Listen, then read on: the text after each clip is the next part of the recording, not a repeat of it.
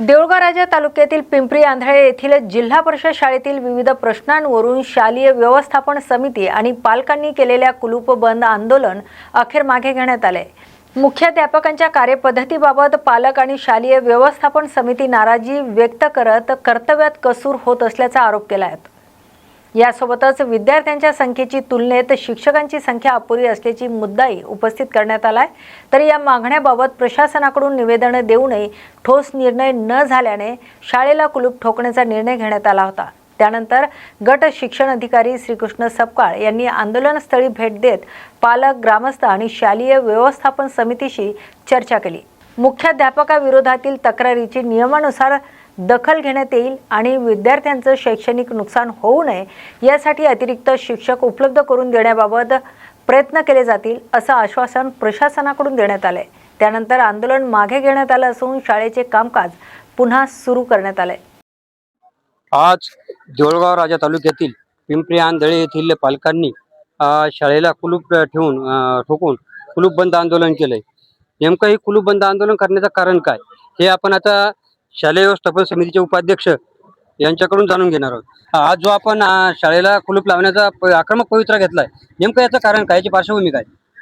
सर्वप्रथम नमस्कार। तर या ठिकाणी जिल्हा परिषद शाळेसाठी 1 वर्षापूर्वी उच्च श्रेणी मुख्याध्यापक म्हणून दत्तात्रय मल्हारी जायबे यांची नियुक्ती करण्यात आली होती आणि जेव्हा ते या शाळेवर आले त्यांना आम्ही या ठिकाणी असं सूचित केलं होतं की तुम्ही या शाळेवर आलात आणि ही शाळा आपली समजून तुम्ही या ठिकाणी काम करावं आणि आम्ही सदैव तुमच्या पाठीशी उभे आहोत।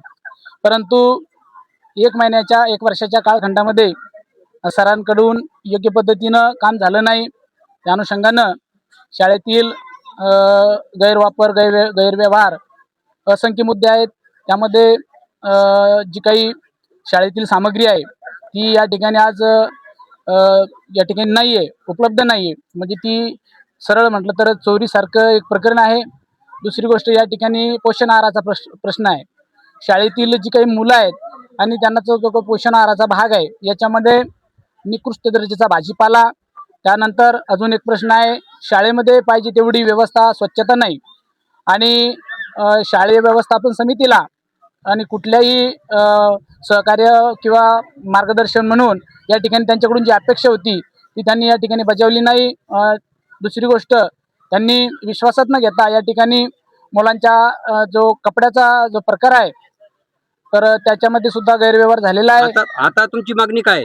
आमच्यामध्ये अशी मागणी आहे की सदर या शिक्षकाला अधिकाऱ्यांनी त्याची सखोल चौकशी करून त्यांच्यावर कारवाई करावी आणि दुसरी गोष्ट, या शाळेला एक चांगल्या पद्धतीचा एक चांगलं व्यक्तिमत्व म्हणून असा एक आदर्श शिक्षक आम्हाला या ठिकाणी बहाल करावा। या ठिकाणी त्यांनी अशी प्रतिक्रिया दिली की या ठिकाणी गैरवर्तन करणाऱ्या, असभ्य वर्तन करणाऱ्या शिक्षकावर कारवाई करून या कुलूप बंद आंदोलनाला या ठिकाणी गट शिक्षणाधिकाऱ्यांनी भेट दिली। त्यांनी आज या ठिकाणी जे गावकऱ्यांना, पालकांना आणि शालेय व्यवस्थापन समितीला काय आश्वासन दिले हे त्यांच्याकडून जाणून घेणार आहोत। सर, आपण या ठिकाणी आलात आणि हे आंदोलन थांबवण्यासाठी पालकांना, व्यवस्थापन समितीला विनंती केली, नेमकं आपण त्यांना आश्वासन काय दिले? शाळा व्यवस्थापन समिती अध्यक्ष, पालक यांची तक्रार मला दिनांक 19 रोजी प्राप्त झाली। त्या अनुषंगाने तात्काळ 20 ऑगस्ट रोजी आपण या चौकशीच्या अनुषंगाने चौकशी समिती स्थापन केली। चौकशी समितीने 21 तारखेला संपूर्ण चौकशी पूर्ण करण्यात आली। त्याचा अंतिम अहवाल मला जसा प्राप्त होईल तो आपण वरिष्ठ कार्यालयाला पाठवणार आहोत। आता ज्या संबंधित मुख्याध्यापकाबद्दल जी चौकशी झाली त्याचा अहवाल आपण पाठवणार आहोतच, परंतु त्याचप्रमाणे गावकऱ्यांची मागणी अशी होती की त्या मुख्याध्यापकाच्या बदल्यामध्ये एक शिक्षक देण्यात यावा।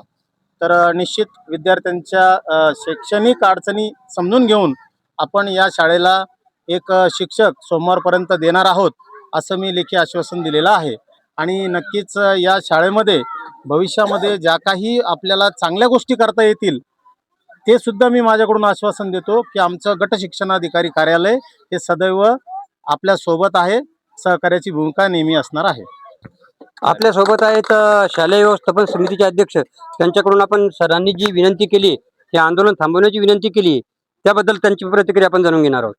गट शिक्षणाधिकारी सपकाळ सर व मुसदवले सर या ठिकाणी येऊन त्यांनी रिक्वेस्ट केली की बुवा हे आंदोलन थांबवा, तुमच्या मागण्या आम्ही त्याची पूर्तता करतो। तर आपल्या म्हणण्याप्रमाणे त्यांनी एक शिक्षकाची लेखी स्वरूपाची आपल्याला दिलेलं आहे, करिता आम्ही हे आंदोलन स्थगित करत आहोत.